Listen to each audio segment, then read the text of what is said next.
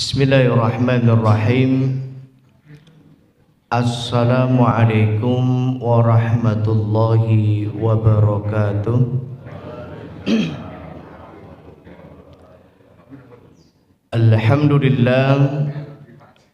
Alhamdulillahi rabbil alamin. Wassalatu wassalamu ala ashrafil anbiya'i wal mursalin, Nabiyyina wa sayyidina Muhammadin wa ala alihi wa ashabihi ajma'in, amma ba'd. Jamaah sekalian yang dirahmati Allah, alhamdulillah kita bersyukur kepada Allah. Di pagi hari ini kita masih diberikan mata yang sehat, telinga yang sehat, kaki yang sehat, tangan yang sehat, lisan yang sehat, jantung yang sehat, paru-paru yang sehat, dan alhamdulillah Allah sehatkan seluruh anggota tubuh kita. Dan kita bersyukur kepada Allah, alhamdulillah dengan nikmat sehat ini kita dapat gunakan untuk kita beribadah kepada Allah Subhanahu wa ta'ala. Kita pun bersyukur kepada Allah, alhamdulillah di pagi hari ini Allah masih memberikan kita kehidupan di dunia, sehingga dengan nikmat hidup ini kita dapat beribadah dan beramal saleh. Kita dapat menggunakan nikmat hidup ini untuk kita taat kepada Allah Subhanahu wa ta'ala. Dan juga ini adalah nikmat dan kesempatan kita untuk kita membanyak istighfar kepada Allah, untuk kita selalu muhasabah diri, karena boleh jadi masih banyak dosa dan kesalahan kita yang belum diampuni Allah Subhanahu wa ta'ala. Oleh karena itu kita selalu memohon kepada Allah, semoga Allah menerima setiap ibadah dan amal saleh kita dan mengampuni seluruh dosa-dosa kita semuanya. Amin ya rabbal alamin. Jamaah sekalian rahimani wa rahimakumullah, alhamdulillah kita bersyukur kepada Allah di pagi hari ini kita dapat berkumpul kembali di rumah Allah dalam kajian rutin kita, yaitu kajian Ahad pagi, kajian kitab Minhajul Muslim, kitab yang disusun oleh Syekh Abu Bakar Al-Jazairi rahimahullahu ta'ala, yang alhamdulillah pada pertemuan kita yang sebelumnya kita telah sampai di pasal yang kelima tentang beriman kepada malaikat. Dan alhamdulillah kita sudah masuk pada dalil yang kedua, yaitu dalil tentang beriman kepada malaikat-malaikat Allah Subhanahu wa ta'ala. Oleh karena itu silakan yang bawa kitab bisa dibuka kitabnya, halaman 27 yaitu dalil yang kedua tentang beriman kepada malaikat-malaikat Allah Subhanahu wa ta'ala. Dan sebelum kita mulai, sebagaimana biasa, mari kita buka dan awali kajian kita pada pagi hari ini dengan kita membaca basmalah. Bismillahirrahmanirrahim. Kita berdoa memohon kepada Allah, semoga apa yang kita kaji, apa yang kita pelajari pada pagi hari ini menjadi ilmu yang manfaat, ilmu yang barokah untuk diri kita, untuk keluarga kita, dan untuk seluruh kaum muslimin. Amin ya rabbal alamin. Jemaah rahimani wa rahimakumullah, pada pertemuan yang lalu kita telah masuk hadis yang diriwayatkan dari Imam Malik dari sanad yang sahih. Hadis diriwayatkan dari Imam Bukhari rahimahullahu taala, di mana Nabi sallallahu alaihi wasallam bersabda, "Idza kana yaumul jum'ah ala kulli babin min abwabil masajid malaikatun." Jadi hadis ini adalah hadis yang menjelaskan tentang adanya malaikat dan para malaikat punya tugas dan fungsinya. Yaitu apabila hari Jumat ala kulli babin min abwabil masajid malaikatun, bahwa di setiap pintu-pintu masjid itu dijaga Allah, ya. Dan Allah mengutus para malaikat untuk menjaganya. Ala kulli babin min abwabil masajid malaikatun, dijaga Allah dengan melewati perantara malaikat-malaikatnya. Jadi malaikat-malaikat di antara fungsinya adalah menjaga pintu-pintu masjid. Allahu Akbar. Karena masjid ini adalah sebaik-baik tempat yang dicintai Allah. Ahabbul bilad ilallahi masajiduha. Tempat di muka bumi ini yang paling dicintai Allah, masajiduha, yaitu masjid-masjidnya. Secara khusus di hari Jumat, maka di setiap pintu masjid itu apa? Dijaga oleh para malaikat. Yaktubunal awwal fal awwal, di mana para malaikat ini akan mencatat siapa yang datang di awal waktu, siapa yang datang segera. Fa idza jalasal imam tawawus suhuf, apabila imam sudah duduk, ya, setelah mengucapkan assalamualaikum warahmatullahi wabarakatuh, kemudian duduk dan azan, yaitu ditandai dengan azan, itulah mulai dari pelaksanaan ibadah Jumat. Tawawus suhuf, maka buku catatan ditutup oleh malaikat. Waja'u yastami'una dzikra, dan para malaikat hadir masuk ke masjid untuk mengikuti khutbah Jumat atau ikut mendengarkan khutbah Jumat. Nah, ini hadis ini menjadi dalil tentang adanya malaikat, dan kita mengimani bahwa di antara tugasnya malaikat adalah mencatat, ya, terutama mencatat siapa yang datang ke masjid di awal waktu. Kemudian hadis yang kedua, kemarin Nabi Shallallahu Alaihi Wasallam bersabda, ahyanan, ya, yatamatsalu liyal malaku rajulan. Kadangkala malaikat itu ketika menyampaikan wahyu kepadaku, datang kepadaku, yatamatsalul malaikatu rajulan, yaitu apa? Berwujud rajulan, seorang laki-laki. Fayukallimuni fa'ima yaqul, dan malaikat itu apa? Yukallimuni, berbicara kepadaku. Fa'ima yaqul, dan aku sadar dengan apa yang diucapkan oleh malaikat. Di antara kemarin, ya, tentang hadis di mana malaikat Jibril alaihi salatu wassalam, ya, datang kepada Nabi sallallahu alaihi wasallam dengan yatamatsal, berwujud manusia laki-laki, dan bertanya kepada Nabi tentang mal Islam, apa itu Islam, mal iman, apa itu iman, wa matas sa'ah, kapan terjadinya hari kiamat.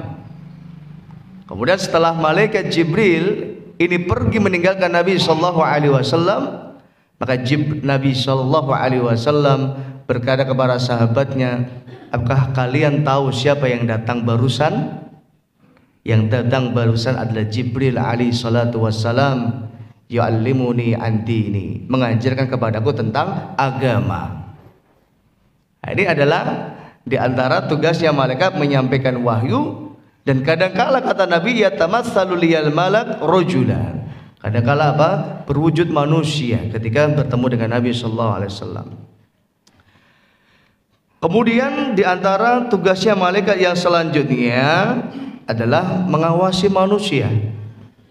Kata Nabi sallallahu alaihi wasallam, yata'aqabuna fikum malaikatun bil laili wa malaikatun bin nahar. Jadi ada malaikat pagi, ada malaikat siang, ada malaikat malam. Yang tugasnya adalah yata'aqabun. Mereka senantiasa muraqabah, senantiasa mengawasi kita, sehingga mencatat segala apa yang dilakukan oleh manusia. Ma yalfidhu min qaulin illa ladaihi raqibun atid. Kalau dalam ayat yang lain, tidaklah apa yang diucapkan oleh manusia illa ladaihi raqibun atid, kecuali dicatat oleh malaikat raqib dan malaikat atid. Sehingga apapun yang dilakukan oleh manusia, semuanya tersusun rapi dalam buku catatan tersebut.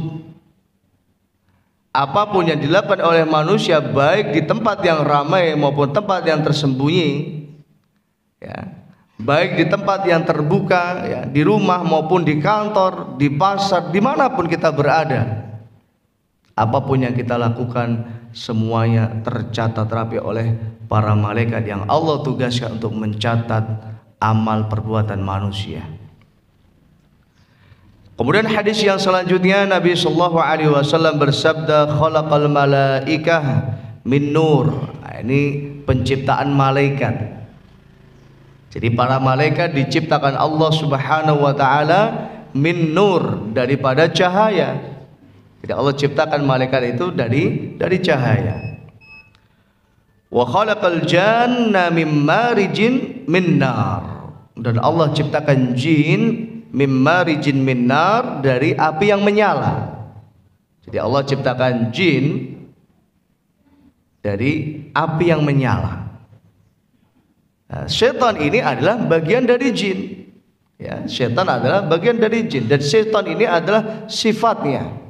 Sebagaimana di dalam surat An-Nas, Allah Subhanahu wa taala berfirman, a'udzubillahi minasyaitonir rajim, alladzi yuwaswisu fi sudurin nas minal jinnati wan nas, yaitu yang selalu yuwaswisu fi sudurin nas, ya, yang selalu menggoda manusia, membisik-bisiki manusia, minal jinnati wan nas, dari jin dan dari manusia.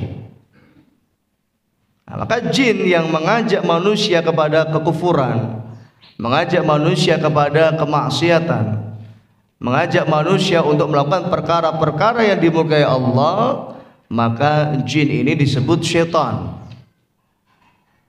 Jin ini disebut syaitan. Begitu pula jin ada yang beriman kepada Allah Subhanahu wa taala, dan mereka disebut jin yang mukmin, yang beriman kepada Allah. Di dalam surah Al-Jin Allah berfirman, a'udzubillahi minasyaitonir rajim, qul uhiya ilayya annahu istama'a nafaru minal jinni faqalu inna sami'na qur'anan 'ajaba yahdi ila ar-rusydi fa amanna bih. Kata jin, Al-Qur'an ini yahdi ila ar-rusydi fa amanna bih, mengajak kami, menunjukkan kami kepada al-rusydi, kepada kebahagiaan. Fa amanna bih, dan kami beriman. Walan nusyrika bi rabbina ahada, dan kami tidak menyekutukan Allah.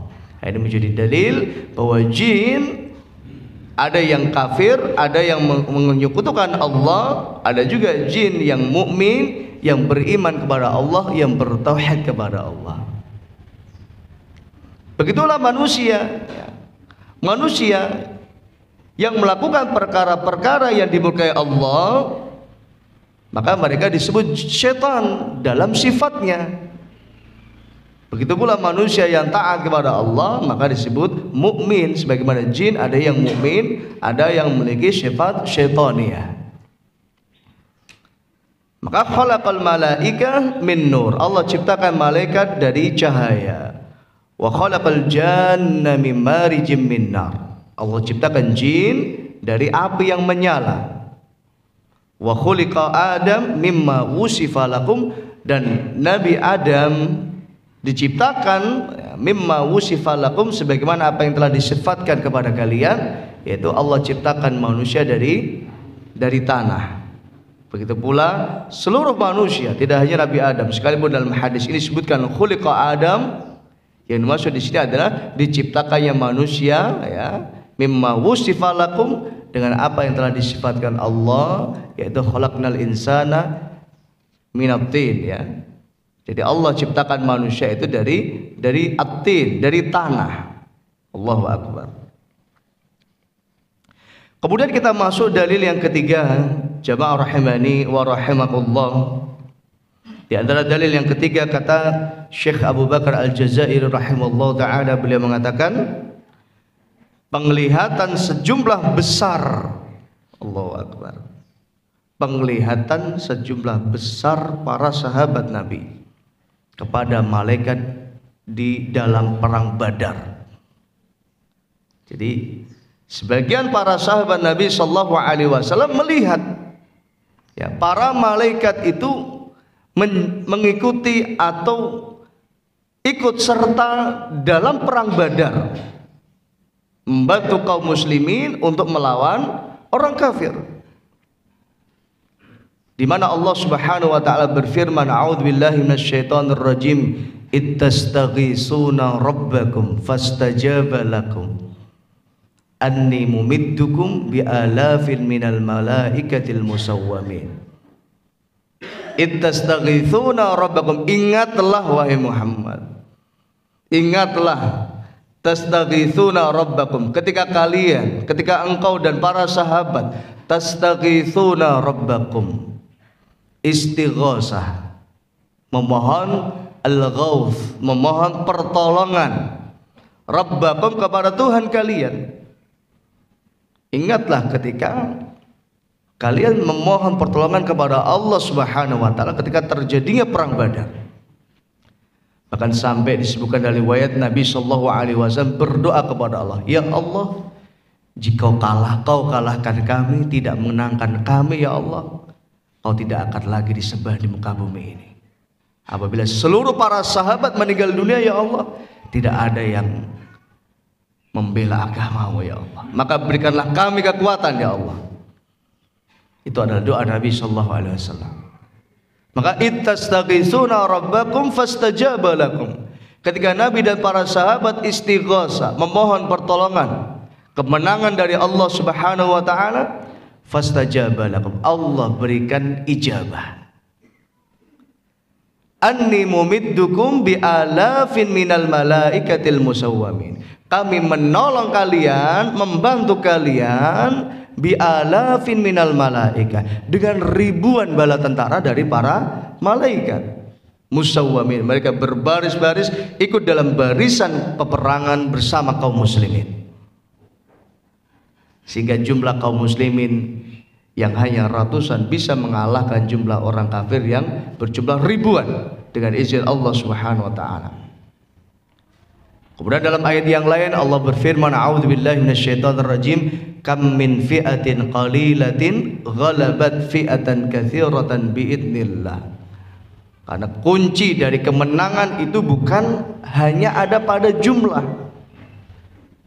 Jadi kunci kemenangan di dalam perang yang dialami dihadapi kaum muslimin adalah keyakinan mereka, kuatnya keyakinan mereka bahwa tidak ada yang bisa memberikan pertolongan kecuali hanyalah Allah Subhanahu wa taala.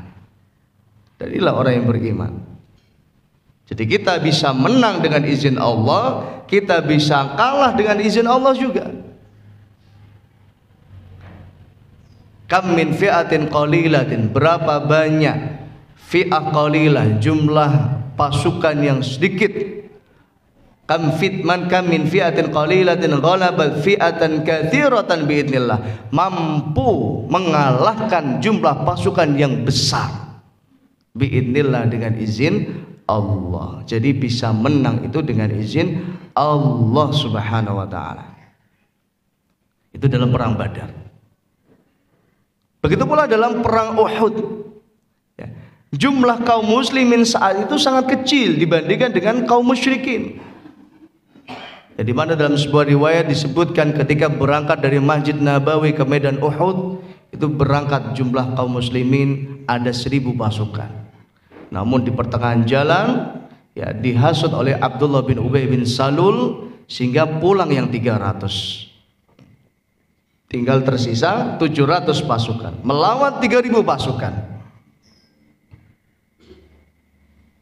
Namun di awal peperangan ini Allah Subhanahu wa taala berikan kemenangan kepada kaum muslimin, dimenangkan Allah.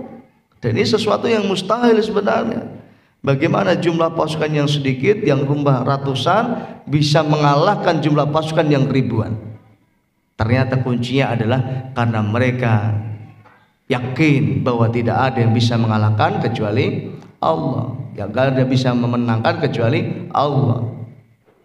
Dan juga di antara kunci kemenangan kaum muslimin di awal cerita dari perang Uhud adalah karena ketaatan mereka kepada Nabi sallallahu alaihi wasallam. Di mana Nabi sallallahu alaihi wasallam perintahkan 50 pasukan pemanah berada di Jabal Ainain atau di bukit Rumah. Bagaimanapun kondisinya kalian jangan turun. Wahai para pasukan pemanah, yang saat itu dipimpin oleh sahabat Abdullah bin Jubair. Namun ketika umat Islam menang, setelah berperang kemudian menang, pasukan pemanah ini lupa dengan instruksi atau perintah Nabi Shallallahu Alaihi Wasallam, karena mereka sudah merasa menang, sehingga pasukan pemanah ini turun dari Jabal Ainain, dari bukit pemanah, kemudian ikut mengambil harta rampasan perang. Tinggal tersisa, dalam sebuah riwayat tersisa 9 atau 7 orang. Maka melihat kondisi yang semacam ini, Khalid bin Walid yang saat itu masih kafir, ya, dengan pasukan berkudanya yang berjumlah 200, Khalid bin Walid mengajak pasukannya untuk memutari Jabal Ainain, bukit Ainain, dan menyerang kaum muslimin dari arah belakang. Namanya orang apa? Pedang ini sudah dimasukkan di sarung, kemudian dalam kondisi mungut ngambil harta rampasan perang, artinya tidak kondisi tidak siap perang, sehingga sangat mudah bagi pasukannya Khalid bin Walid untuk bisa menebas dan mengalahkan kaum muslimin. Saat itulah kocar kacir barisan kaum muslimin dan mereka kalah. Apa sebab kekalahannya? Karena tidak taat kepada Nabi Sallallahu Alaihi Wasallam. Maka kunci kemenangan kaum muslimin adalah ketaatan mereka kepada Allah, ketaatan mereka kepada Nabi Sallallahu Alaihi Wasallam. Karena saat itu yang memimpin perang adalah Nabi langsung, dibantu oleh para sahabat yang lain. Dalam perang Uhud, di antara panglimanya adalah Hamzah bin Abdul Muttalib, maka beliau disebut dengan Sayyidus Syuhada. Sayyidnya, ya, tuannya para syuhada. Beliau adalah termasuk panglima dari perang Uhud. Maka dalam peperangan itu para sahabat mereka yakin bahwasanya tidak ada yang bisa memberikan kemenangan kecuali Allah Subhanahu wa taala. Tidak ada yang bisa mengalahkan kecuali Allah. Mereka bisa menang, bisa kalah karena Allah Subhanahu wa taala. Ittastaghitsuna rabbakum fastajaba lakum, maka Allah berikan ijabah. Allah anni mumiddukum bi alafi minal malaikatil musawwamin, bahwa Allah Subhanahu wa taala menolong kaum muslimin bi alafin minal malaikah, dengan ribuan para malaikat. Padahal umat Islam, pasukan kaum muslim saat itu jumlahnya ratusan, tapi dibantu ribuan malaikat. Dan para sahabat melihat secara langsung bahwasanya para malaikat ikut membantu kaum muslimin dalam perang Badar tersebut atau perang Uhud. Maka di sini Syekh Abu Bakar Jazair rahimahullah, beliau mengatakan penglihatan sejumlah besar, artinya mayoritas para sahabat melihat. Kemarin dalam tafsir kita mengkaji ada ilmul yakin, ada ainul yakin. Ilmul yakin adalah mengetahui sesuatu berdasarkan dalil dari Al-Quran dan Al-Hadis, apa yang difirmankan Allah, apa yang disabdakan Nabi Sallallahu Alaihi Wasallam. Kemudian ada ilmul yakin, semakin bertambah keyakinan kita ketika kita melihat itu secara langsung dengan mata kita. Ketika kita melihat secara langsung dengan mata kita, Allahu Akbar. Kita nggak akan percaya dengan bagaimana sakaratul maut yang sesungguhnya sampai kita melihat secara langsung bagaimana sakaratul maut itu dengan mata kepala kita sendiri. Saat ini kita baru tahu ya sakaratul maut itu dari hadis, dari Al-Quran, dahsyatnya sakaratul maut. Nah, sehingga nanti akan bertambah keimanan kita, keyakinan kita ya tentang sakaratul maut ketika kita ainal yakin, kita melihat secara langsung dengan mata kita. Maka para sahabat melihat secara langsung dengan mata mereka bahwasanya para malaikat ikut membantu mereka dalam peperangan. Jadi penglihatan sebelah besar para sahabat Nabi kepada malaikat di dalam perang, yaitu perang Badar. Juga penglihatan mereka secara kolektif, tidak hanya satu kali kepada malaikat Jibril alaihi salatu wassalam. Allahu Akbar. Pembawa wahyu yang terpercaya, di mana kadang-kadang Jibril datang dalam rupa sahabat Nabi yang bernama Dihyah Al-Kalbi. Jadi ada sahabat Nabi ya yang bernama Dihyah Al-Kalb. Nah, ini beliau wajahnya ya diserupai oleh malaikat Jibril alaihi salatu wassalam. Jadi malaikat Jibril seringkali ya bertemu dengan Nabi sallallahu alaihi wasallam, yatamatsal, berwujud ya sahabat ya laki-laki yang wajahnya mirip dengan Dihyah Al-Kalb. Ini masyhur saat itu. Maka dari itu mereka dapat menyaksikannya. Jadi menyaksikan secara langsung.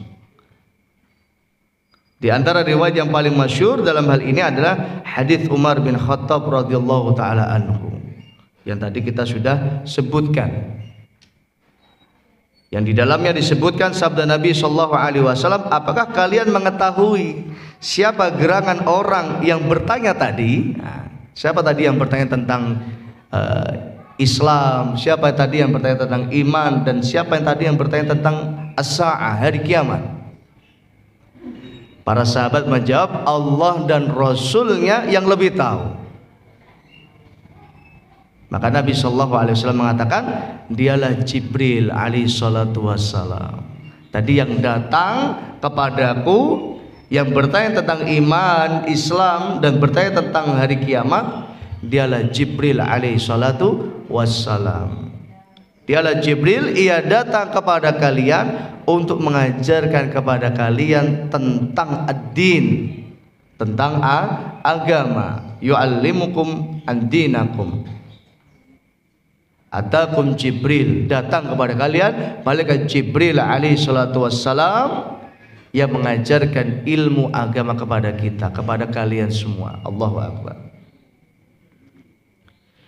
Kemudian dalil yang keempat, jamaah rahimani wa rahimakumullah, di antara dalil tentang wujud dari para malaikat Allah Subhanahu wa taala, Syekh Abu Bakar Al-Jazairi beliau mengatakan, berimannya miliaran manusia pengikut para rasul pada setiap zaman dan tempat kepada para malaikat. Kalau enggak ada malaikat, enggak mungkin miliaran manusia ini beriman dengan para malaikat. Jadi zaman Nabi Adam alaihi salatu wassalam sampai umatnya Nabi sallallahu alaihi wasallam. Dan ini mustahil, ya, mustahil tidak. Apalagi yang mengimani ada miliaran manusia. Mustahil seluruhnya bersatu dalam kedustaan. Kalau 1, 2, 3 orang mungkinlah bisa berbohong, berdusta. Tapi kalau miliaran manusia berdusta, tidak mungkin. Maka persaksian ya miliaran manusia tentang adanya malaikat alaihi salatu wassalam, mereka meyakini dan membenarkan sebagaimana kita yakin dan benar apa yang dipertahukan oleh para rasul tentang malaikat tanpa keraguan sedikit pun, sekalipun kita tidak pernah melihat malaikat. Kenapa kita beriman? Kenapa kita percaya? Karena kita beriman dan percaya kepada Allah dan Rasulnya. Dan Allah dan Rasulullah sallallahu alaihi wasallam tidak mungkin berdusta. Wa may yantiqu 'anil hawa in huwa illa wahyu yuha. Dan apa yang diucapkan Nabi sallallahu alaihi wasallam itu bukan hawa nafsunya Nabi, keinginannya Nabi. Melainkan itu adalah wahyu dari Allah, petunjuk dari Allah Subhanahu wa taala. Sehingga ketika Nabi sallallahu alaihi wasallam menjelaskan kepada kita tentang adanya malaikat dengan segala tugas dan fungsinya, maka kita sebagai umat Islam, kita juga percaya, mengimani, yang meyakini bahwa para malaikat ini diutus Allah Subhanahu wa taala untuk makhluk dan untuk manusia dengan segala tugas dan fungsinya. Allahu Akbar. Nah, ini adalah semua yang kita kaji adalah dalil naqli, dalil yang bersumber dari hadis-hadis dari Al-Quran atau dari riwayat athar dari para sahabat. Kemudian yang selanjutnya adalah dalil akli, dalil yang bisa diterima oleh akal manusia, diterima secara rasional.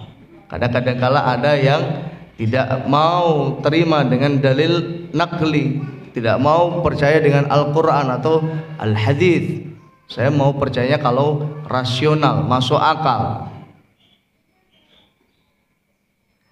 Di antara yang pertama, Syekh Abu Bakar Al-Jazairi rahimahullah ta'ala, beliau mengatakan sesungguhnya akal sehat tidak akan mengingkari wujud malaikat dan tidak akan menafikannya. Sebab akal tidak akan mengingkari atau menafikan kecuali apabila ada dua hal yang saling bertentangan. Jadi semua manusia meyakini dan mengimani ini. Seperti sesuatu yang dikatakan ada dan tidak ada dalam waktu yang bersamaan, atau ada dua hal yang kontradiktif, artinya saling bertolak belakang. Seperti ada gelap dan terang secara bersamaan. Tidak mungkin ada terang ada gelap, mesti ada terang sendiri dan ada gelap sendiri. Ada matahari, ya. Setelah matahari itu tiada, baru ada bulan. Nah, seperti itu manusia mengimani tentang malaikat. Maka malaikat ada dan wujudnya ada, sebagaimana disifatkan Nabi Shallallahu Alaihi Wasallam. Sedangkan beriman kepada malaikat sama sekali tidak demikian. Artinya tidak bisa kita mengimani harus ada jelas. Karena beriman kepada malaikat itu tidak melazimkan kita harus melihat malaikat secara langsung. Sebagaimana beriman dengan Allah Subhanahu wa taala, masa harus melihat Allah dulu baru kita beriman? Sebagaimana ini adalah pertanyaan atau permintaan konyol dari orang Bani Israel, lan nu'mina laka hatta narallaha jahra. Wahai Musa, katakan kepada Tuhanmu, kami tidak akan beriman hatta narallaha jahra, sampai kami melihat Allah. Dan ini adalah mustahil dilakukan oleh manusia, sama kayak mustahil bagi kita untuk melihat malaikat. Kalau di zaman Nabi mungkin, namun yatamatsal, ya, berwujud manusia, karena masih ada wahyu. Di mana tugas malaikat Jibril menyampaikan wahyu kepada Nabi Sallallahu Alaihi Wasallam. Dan sekarang wahyu telah putus, tidak ada Nabi setelah Nabi Sallallahu Alaihi Wasallam. Sehingga mustahil bagi manusia untuk bisa melihat malaikat. Sebagaimana mustahil manusia untuk bisa melihat Allah Subhanahu wa Ta'ala. Sebagaimana yang pernah kita kaji, ya, kapan manusia bisa melihat Allah Subhanahu wa Ta'ala? Nah, ketika manusia berada di surga Allah Subhanahu wa Ta'ala. Wujuhu yawma idzin nadhira ila rabbiha nadhira. Pada hari itu ketika seluruh penghuni surga telah masuk surga semuanya, maka Allah berfirman, berkata kepada seluruh penghuni surga, nikmat apa lagi yang kau inginkan wahai penghuni surga? Maka penghuni surga mengatakan, tidak ada nikmat yang lebih daripada engkau selamatkan kami dari api neraka dan masukkan kami ke dalam surga, ya Allah. Kemudian Allah Subhanahu wa Ta'ala setelah itu membuka tabirnya, sehingga Allah Subhanahu wa Ta'ala dapat dilihat oleh seluruh penghuni surga. Wujuhu yawma idzin nadhira. Pada hari itu wajah manusia yang ada di surga nadhira, berseri-seri.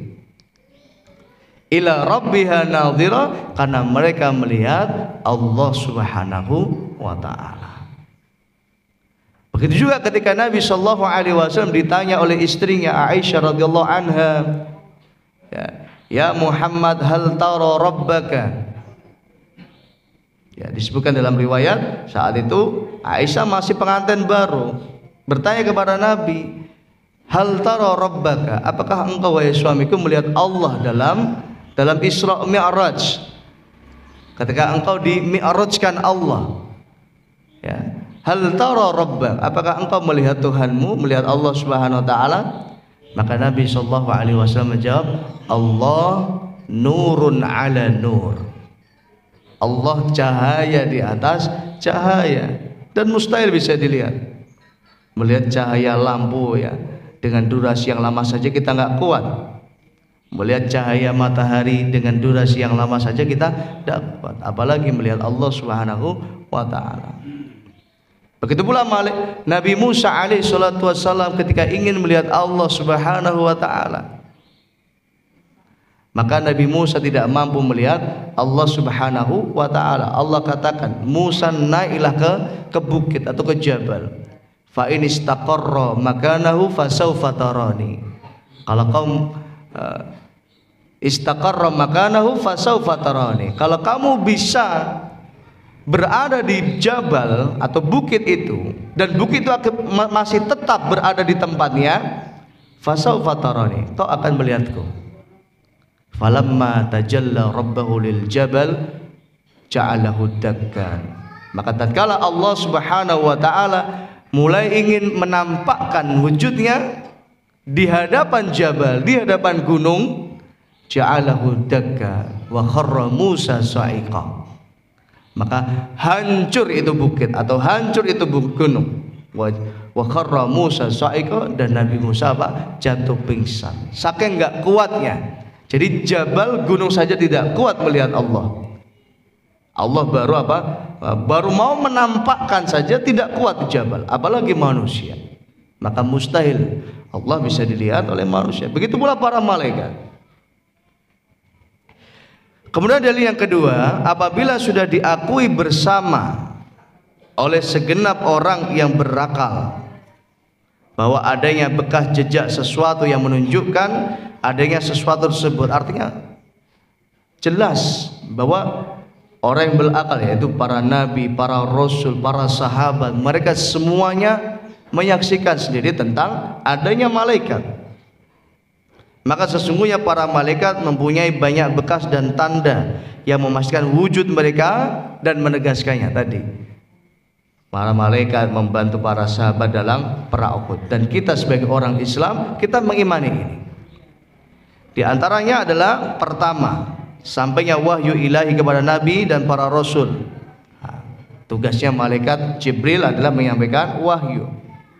Sehingga sampainya wahyu kepada malaikat Nabi Muhammad SAW ini menjadi dalil bahwa ada malaikat yang tugasnya menyampaikan wahyu, dan benar wahyu itu telah disampaikan oleh malaikat Jibril alaihissalam. Kebanyakan wahyu itu sampai kepada mereka melalui Ar-Ruhul Amin, yaitu malaikat Jibril alaihissalam, malaikat yang bertugas menyampaikan wahyu. Ini adalah bekas atau tanda yang sangat jelas.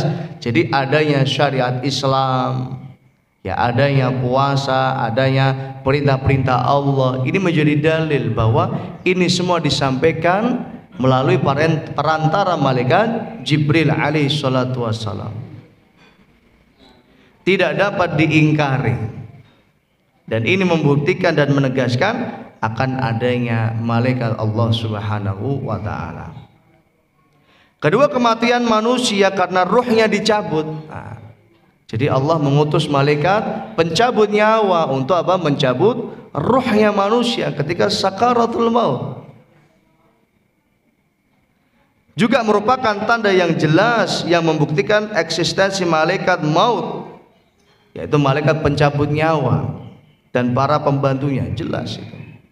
Jadi ketika orang mau meninggal dunia, maka didatangi oleh malaikat maut yang mendapatkan tugas dari Allah Subhanahu wa ta'ala untuk mencabut maut, mencabut nyawa manusia. Jadi kita tahu ini dengan ilmu yakin, dengan dalil yang ada dalam Al-Quran dan Al-Sunnah dari hadis Nabi SAW. Baru nanti kita percaya tentang sakaratul maut itu apabila nanti kita bisa melihat proses sakaratul maut itu secara langsung. Allahu Akbar.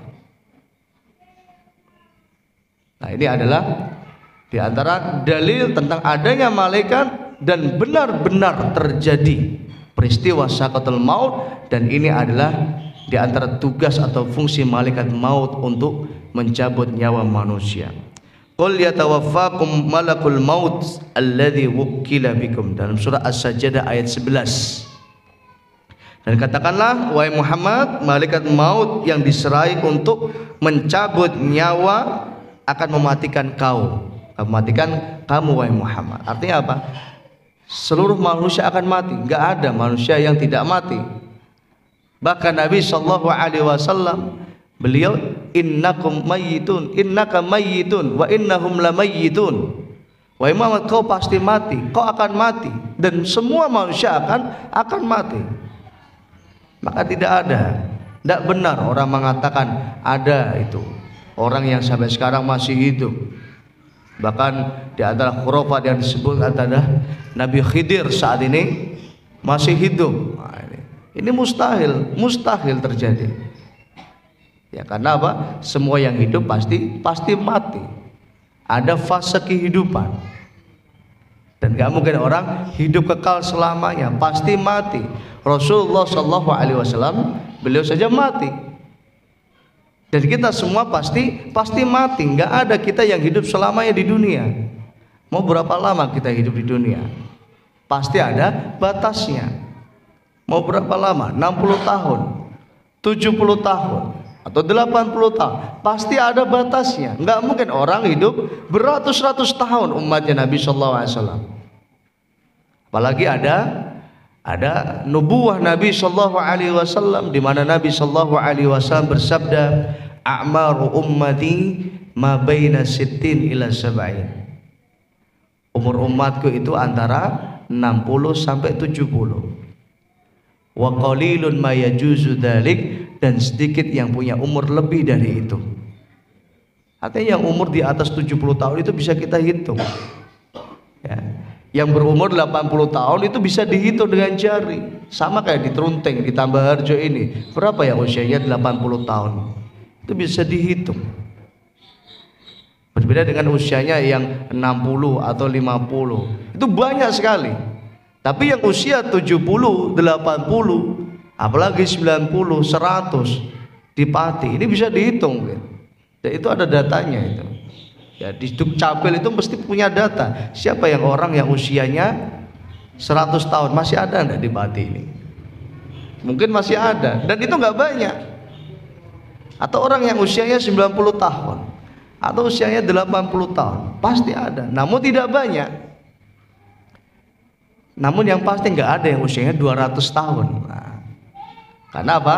Sunnatul hayat, sunnah kehidupan, yang hidup pasti mati. Sama kayak kita semuanya bakal mati. Maka nggak pantas lah, nggak layak kita bersikap sombong, nggak layak kita terus menerus lupa dengan Allah, nggak layak, nggak pantas kita terus menerus memikirkan urusan dunia. Ada kalanya ada kalanya kita tinggalkan itu dunia. Sekalipun dunia itu adalah merupakan walatan sanasibaka minad dunia. Jangan lupa kau dengan urusan duniamu. Tapi yang pasti tugas kita, wabtaghi fima ataqallah ad-darul akhirah, mengejar kehidupan abadi di akhirat. Cuma kadang-kala ketika orang sudah dikasih dunia, dia lupa dengan tujuannya, yaitu apa? Menuju akhirat. Maka sehingga jangan sampai kenikmatan dunia, nikmat-nikmat yang diberikan Allah Subhanahu wa taala kepada kita menjadikan kita lena dengan kita diciptakan Allah. Untuk apa? Wa ma khalaqtul jinna wal insa illa liya'budun. Tidaklah aku ciptakan jin dan manusia hanyalah untuk beribadah kepada Allah Subhanahu wa taala. Dan gak lama kita. Berapa tahun lagi kita beribadah kepada Allah? Hidup kita berapa tahun lagi Bapak Ibu? Misal kalau sekarang kita sudah usia 50 tahun, mau berapa lagi kita hidup di dunia? Berapa lama lagi? Yang pasti nggak nyampe di atas 100 tahun. Semuanya ada batasnya. Dan kita nggak tahu kapan akhir dari hidup kita. Di umur berapa? Ya, kita nggak tahu di mana kita meninggal dunia. Kapan kita meninggal dunia?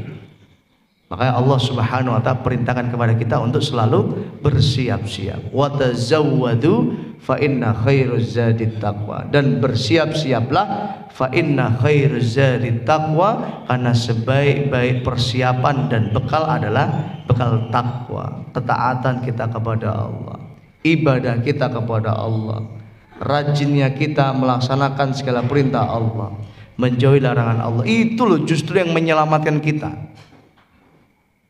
Itu yang justru menyelamatkan kita.